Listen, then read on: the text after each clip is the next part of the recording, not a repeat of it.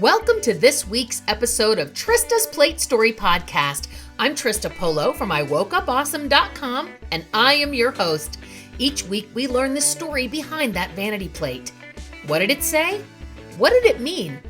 Why did they choose it? Well, this week we meet Cindy Petrovits from Pleasant Valley, New York.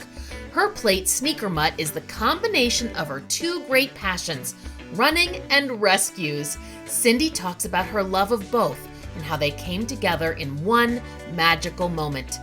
Cindy's website, SNKRMUTT.com, was started in 2012, and 100% of the profits go to support 4 rescue organizations across the country. Its mission is to use feet to help paws. How cute is that?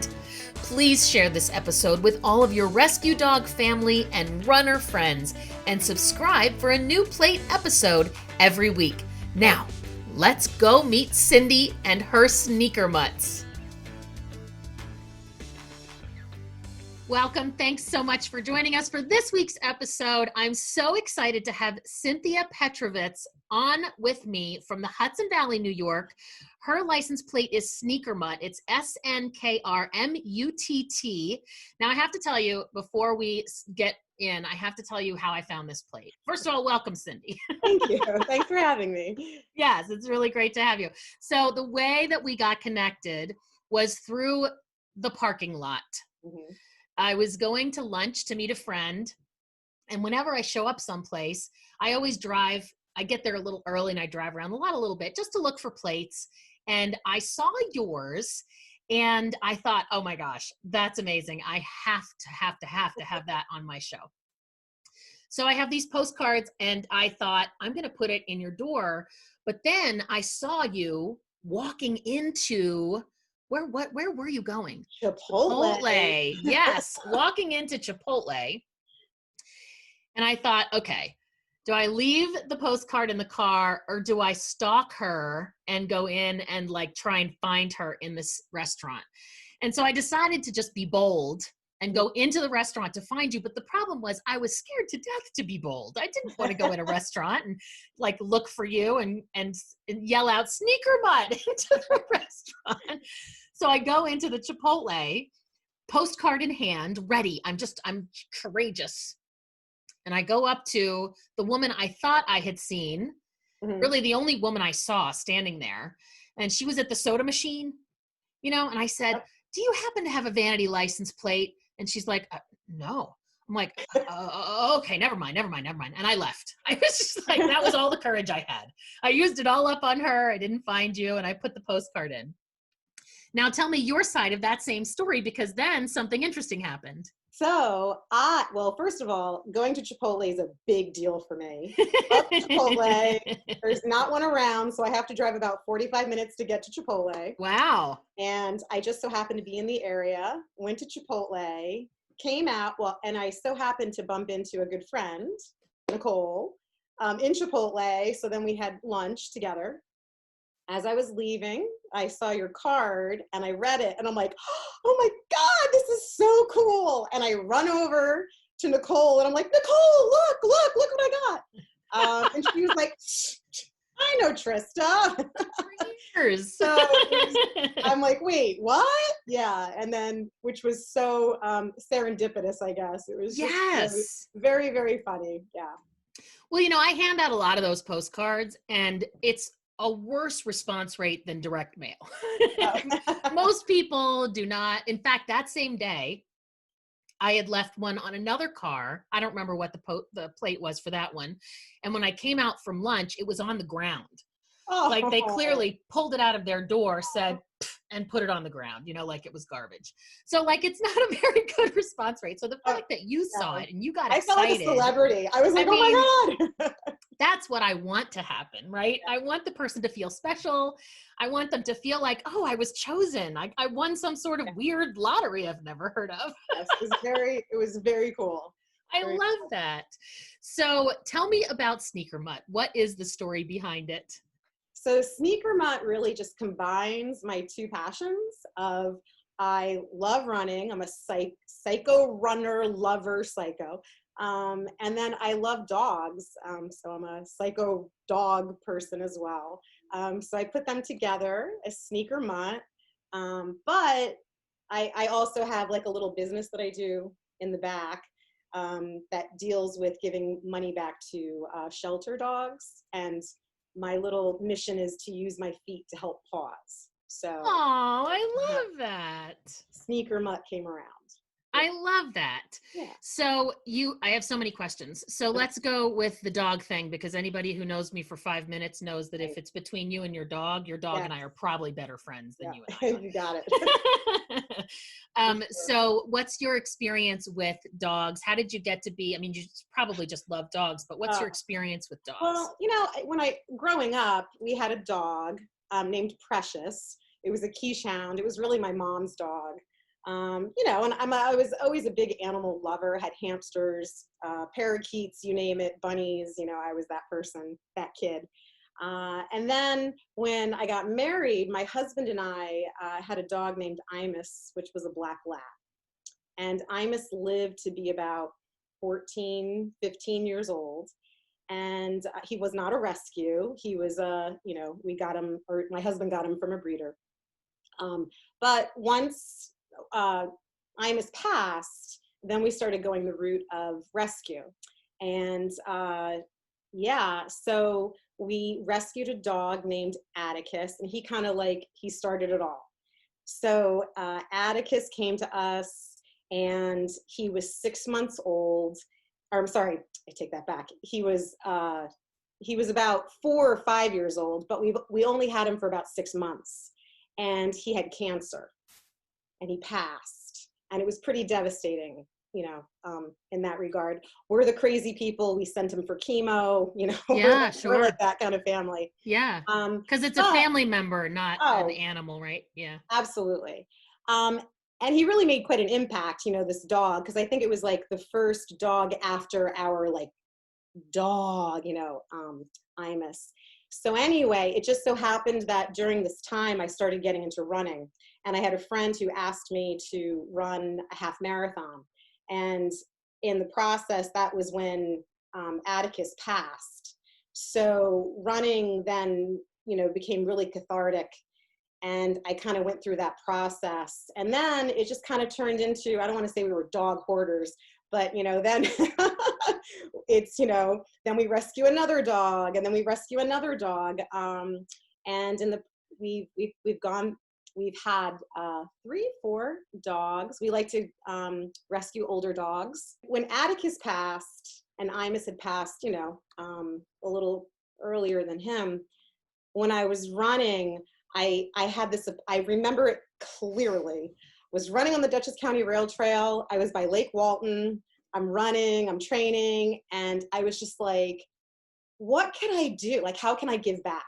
And then I just thought, oh my God, like I could run and raise money for dogs. Like, yeah. And so then I ran the New York City Marathon for the North Shore Animal League. And it just so happened that Hurricane Sandy occurred. So we didn't have that marathon, but I did raise close to $5,000. Wow. Yeah. That's awesome. Yeah. And then the following year I ran in his honor. And then I just started making things and selling them, for the donations. Cause I'm that person that, you can ask someone for a donation, but then it's kind of like off limits after the second and the third and fourth time, you know what I'm saying? And I'm really creative. So I kind of thought, I could do this. I could make stuff. So I started making things, and that's kind of how the business grew. That's awesome. So Sneaker Mutt is the name of your business. It is, yes. So what do you make? So I make t-shirts. So here I go, have a t-shirt on.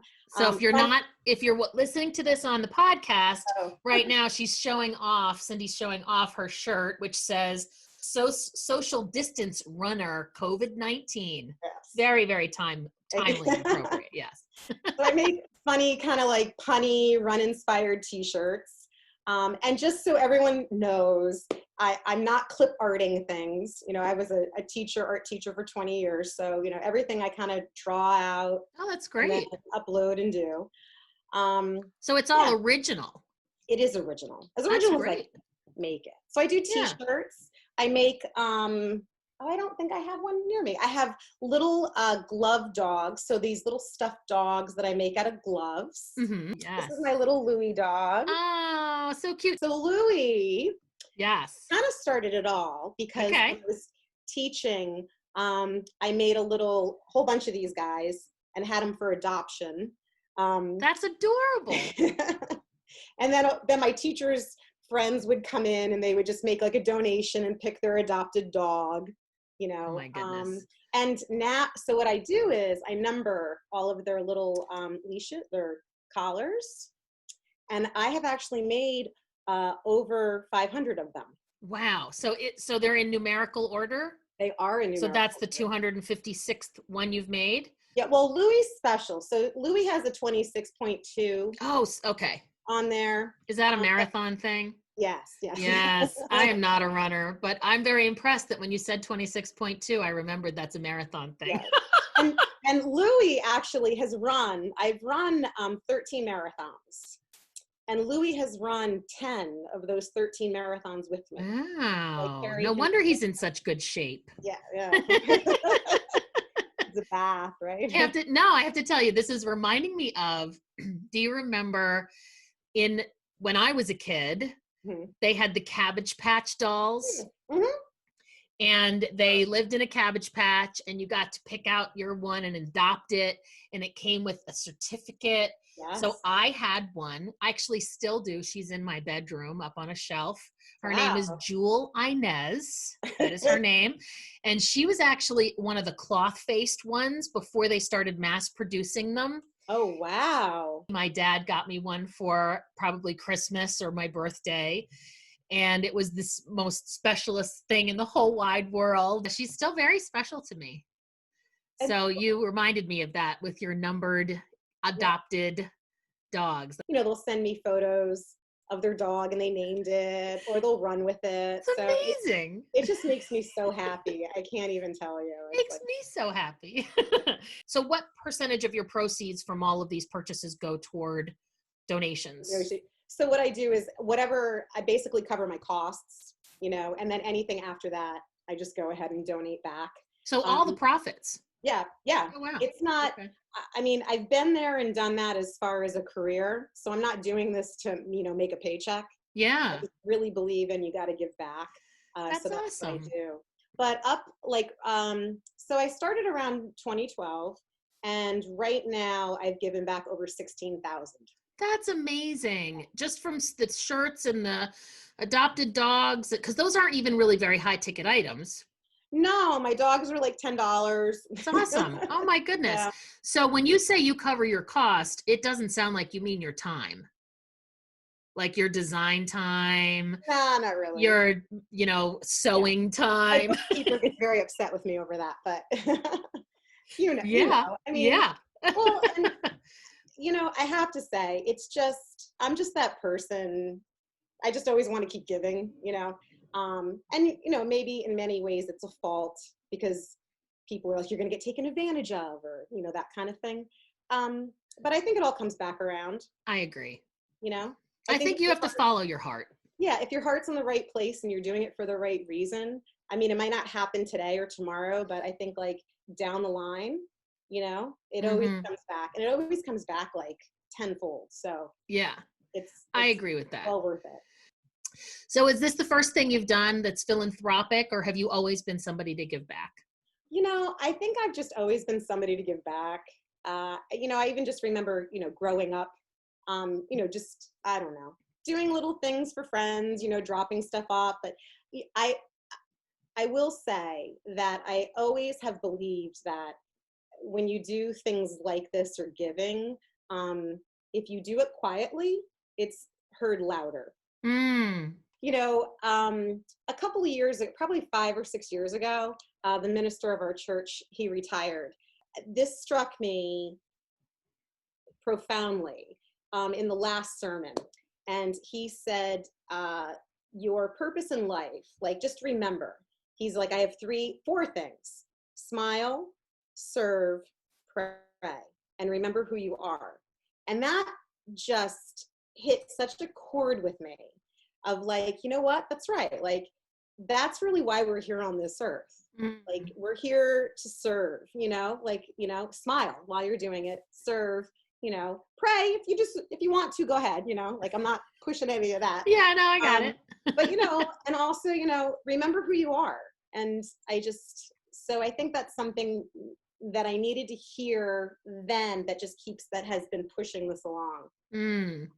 Yeah, I love that. We spent some time talking about the website and all the different things you can get on it, and unfortunately that had to be cut for time. So check out SNKRMUTT.com, and everything you get, the proceeds go to help the following organizations.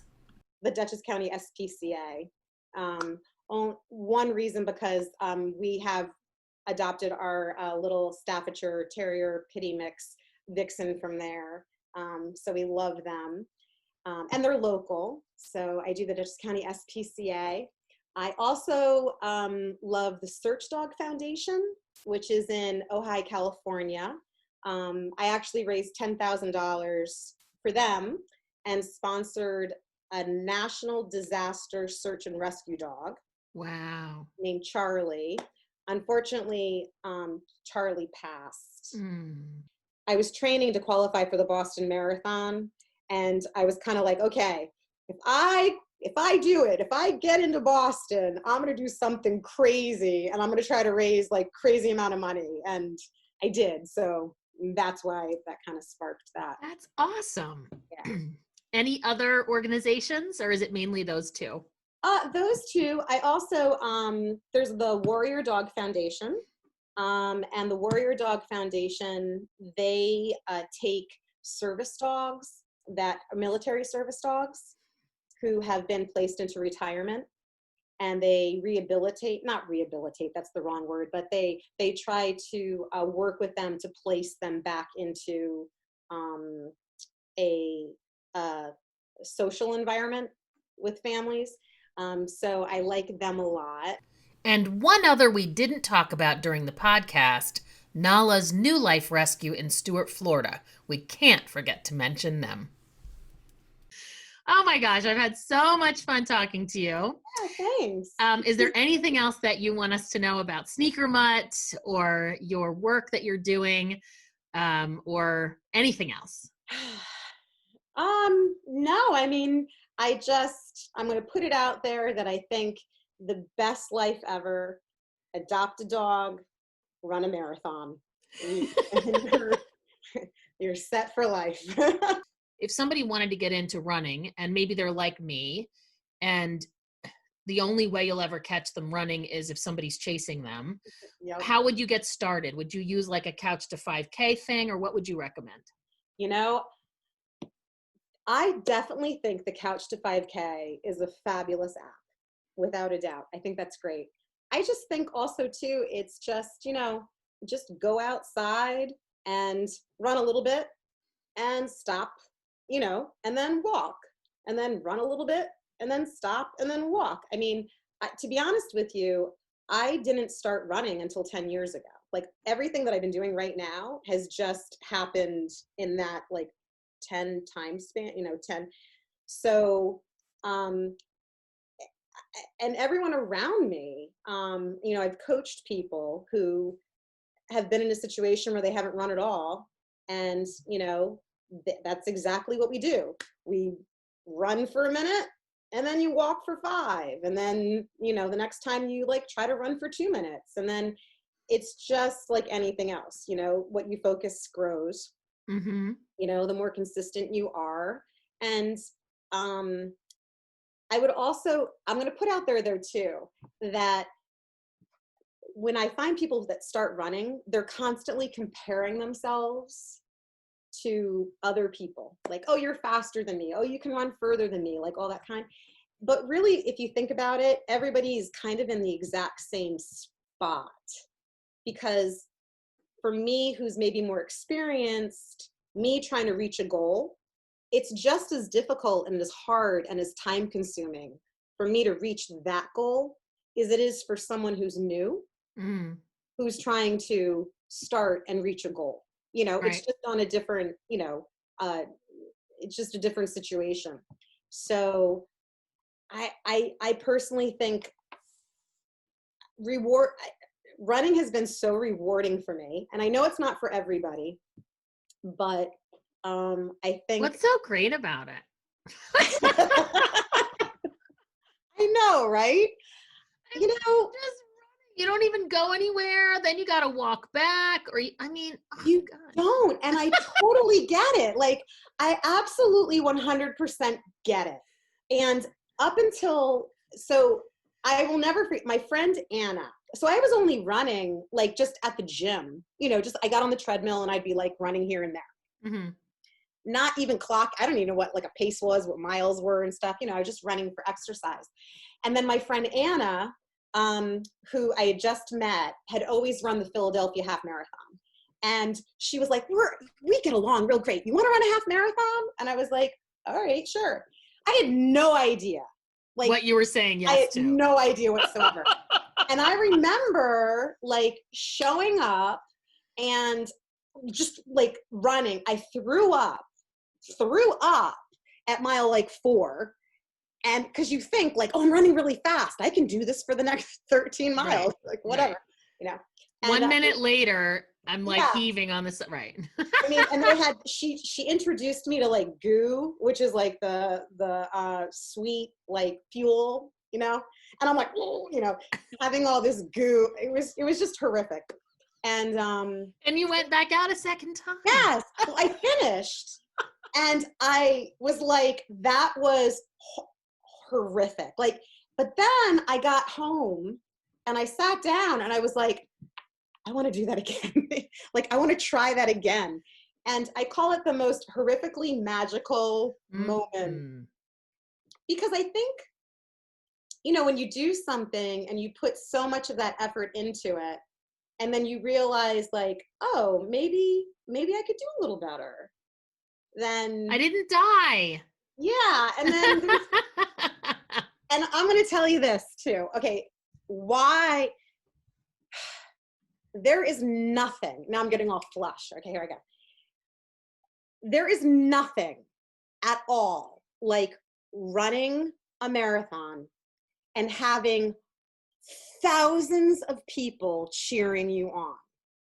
And I think that is just like that experience of hearing it and feeling it and seeing it, and just it's just like it's intoxicating. And I think that's one of everyone in life deserves to be able to cross the finish line and have that feeling. I personally think.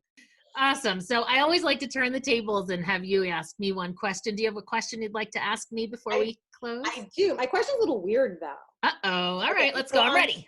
Okay. On a side, I love to read, and I love like serial killer, all that kind of stuff, like death row type of things. So my question is this.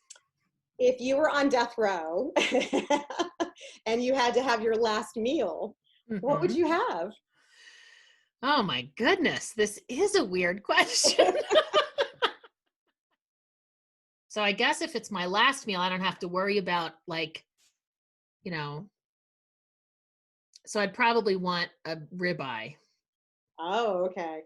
And maybe a baked potato. See, now that I'm thinking it's my last meal, now I'm like, well, I don't have to worry about cholesterol. No. I don't have to worry about any of that stuff. For the tater tots. I mean, come on. Yes. So I would probably want like the cheesy lobster mashed potatoes from Red Lobster. Oh, yeah. And those biscuits. I was going to say the biscuits. Gotta have those biscuits.